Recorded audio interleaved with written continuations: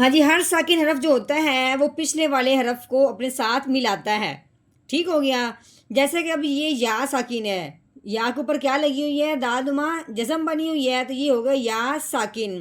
جس کے اوپر بھی یہ جزم آ جائے، جس حرف کے اوپر بھی آ جائے، اس حرف کو ساکن کہتے ہیں، وہ پچھلے والے کو اپنے ساتھ ملا لیتے ہیں۔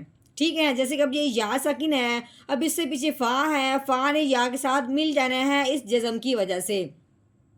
لیکن یہاں بات یہ سمجھنے والی ہے کہ جب ہو یا ساکن، ہر ساکن حرف کی بات اور ہوتی ہے، یا ساکن کی بات اور ہوتی ہے۔ ٹھیک ہے، جب ہو یا ساکن اور اس سے پہلے حرف کے نیچے آ جائے زیر، تو پچھلے والا جو حرف ہوتا ہے فا جو ہے اس حرف کے ساتھ ملتے ہوئے، یا ساکن کے ساتھ ملتے ہوئے ایک الف کے برابر لمبا بھی ہوگا، کیونکہ یہاں پہ یا ساکن پہ مد کا قاعدہ جاری ہو چکا ہے۔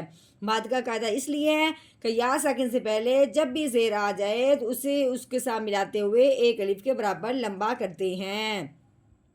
تو کیسے لمبا کریں گے؟ فا یا زیر فی۔ ٹھیک ہو گیا؟ فا یا زیر فی۔ ہاں جی، اتنا سے ہم نے لمبا کرنا ہے، جب بھی یا ساکن سے پہلے زیر آئے اس طرح لمبا ہم نے کر دینا ہے۔